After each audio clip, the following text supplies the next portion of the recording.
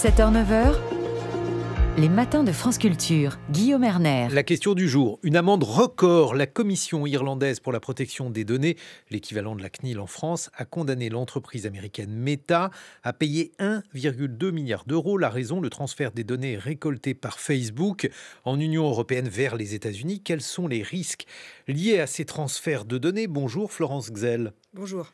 Vous êtes professeur de droit à Sciences Po. Alors, on a beaucoup parlé du RGPD, les règles relatives à la collecte des données des internautes. Alors, qu'est-ce que ça signifie pour Meta? Meta ne les appliquait pas, Meta les appliquait, mais transférait ces données. Expliquez-nous. Alors, en fait, première remarque, cette sanction, c'est une sanction qui est une sanction financière, 1,2 milliard, ce qui est inédit dans l'Union européenne.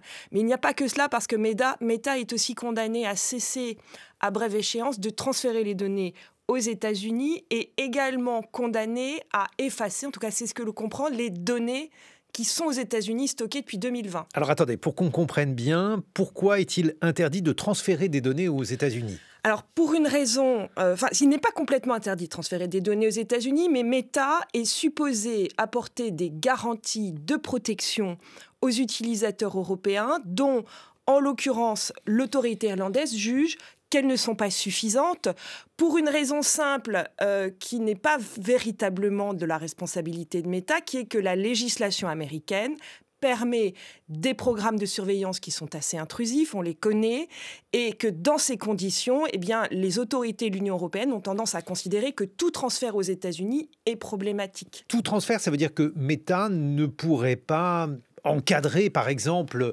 la conservation des données aux États-Unis ? Alors, Meta le fait, c'est-à-dire qu'on a eu dans l'histoire, et depuis 25 ans, on a eu plusieurs accords entre l'Union européenne et les États-Unis pour encadrer les transferts de données et qui permettaient aux entreprises de transférer des données. Le dernier accord qui avait été conclu a été annulé en 2020 par la Cour de justice de l'Union européenne, et depuis, les entreprises qui souhaitent transférer des données aux États-Unis le font à partir de leurs propres conditions générales qui doivent protéger les utilisateurs. Et là, on dit à Meta, c'est pas suffisant.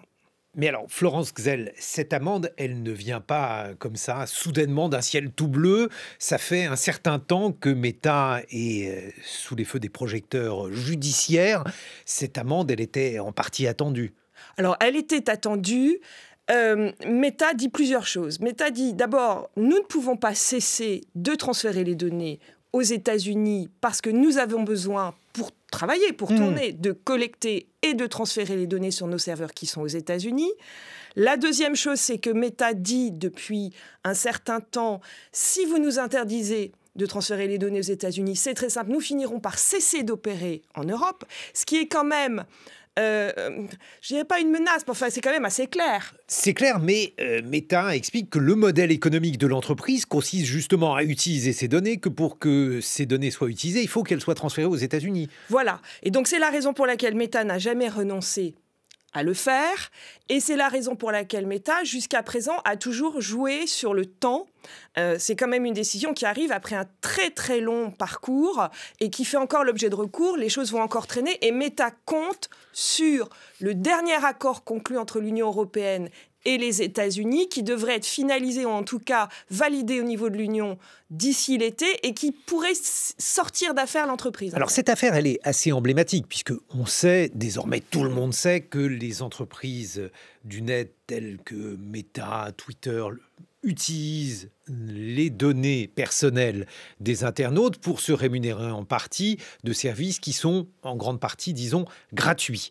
Mais alors, si ces données ne peuvent plus être transférées, si elles ne peuvent plus être utilisées, qu'est-ce qui va se passer? Qu'est-ce qu'on peut imaginer, Florence Gzell? Alors, ce qu'on dit, ce que beaucoup d'observateurs disent, c'est qu'on observe une sorte de mouvement qu'on appelle de localisation des données. C'est-à-dire qu'aujourd'hui, avec ces décisions, parce qu'elle n'est pas isolée, il y a une décision sur Google Analytics en France l'année dernière. Bon, il y a beaucoup de décisions.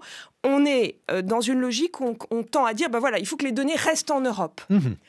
Ce qui pourrait être éventuellement envisageable, parce que des clouds, on en a en Europe, on pourrait très bien imaginer que la technologie soit présente, d'ailleurs elle l'est, Voilà, c'est toute l'idée derrière le cloud souverain, l'idée qu'il faut conserver les données chez nous, que ce sont finalement des informations stratégiques, ce qui, à mon avis, quand même, pose un problème économique et un problème industriel. Pourquoi ? Parce que pour développer des technologies innovantes, on a besoin que les données puissent circuler. Et donc, en l'occurrence, cette décision, elle ne concerne pas la partie émergée de l'iceberg, c'est-à-dire Meta ou Twitter, mais elle concerne aussi toutes les entreprises technologiques qui travaillent à partir des données et qui, pour un grand nombre d'entre elles, ont besoin de pouvoir les faire circuler. Et c'est là que j'aurais personnellement tendance à être un peu critique sur des décisions certes spectaculaires, mais peut-être problématiques dans leurs effets économiques. Et alors, le pire, ça va être pour TikTok, parce que là, l'entreprise est donc chinoise et elle est soupçonnée non pas seulement de violer une législation, mais d'espionner les utilisateurs et les pays où l'appli est présente. Alors, c'est un vrai sujet TikTok et c'est un vrai sujet parce qu'on a beaucoup moins d'informations quant à ce qui se passe en Chine que quant à ce qui se passe aux États-Unis. Et aujourd'hui, même les meilleurs experts vous diront on n'a aucune idée de ce que fait le gouvernement chinois à l'égard de TikTok et des données qui sont détenues par TikTok. Donc on peut s'imaginer le pire, mais peut-être que le pire n'est pas vrai. Et c'est ça qui est troublant et problématique dans ces affaires-là, c'est-à-dire qu'on peut aussi prendre des décisions très spectaculaires à l'égard de TikTok. L'État du Montana aux États-Unis, la semaine dernière, a décidé de bannir TikTok, purement et simplement pour cette raison. Ce qui pose quand même un certain nombre de problèmes. Mais parce que j'imagine qu'ils soupçonnent aussi TikTok, une fois que vous l'avez installé sur votre téléphone, de faire des choses, disons, hétérodoxes aux autres données, pas seulement les données que vous développez sur TikTok. Oui, c'est-à-dire que TikTok est accusé de beaucoup de choses, mais ce qui est principalement souligné vis-à-vis de TikTok, c'est que l'État chinois se servirait de l'application pour pratiquer de l'espionnage à grande échelle, avec des objectifs peu sympathique. Mais dites-moi, Florence Gzell, vous qui êtes juriste, c'est bien tout ça pour vous parce que ça donne des problèmes inédits finalement. Alors, des problèmes inédits et des problèmes qu'il faut envisager à l'échelle globale. Ce que j'aurais envie de dire à la suite de ces décisions de l'État, c'est que, et c'est vrai de beaucoup d'observateurs, on tend à penser qu'il faudrait qu'on ait au niveau international, et en tout cas pour les États qui sont soucieux de la protection des données de leurs citoyens, c'est vrai aussi aux États-Unis, qu'on ait véritablement des accords internationaux globaux qui permettent d'avancer ensemble. Merci beaucoup, Florence Gzell. Je rappelle que vous êtes titulaire de la chaire Digital Gouvernance et Souveraineté à Sciences Po. Il est 7h23 sur France Culture.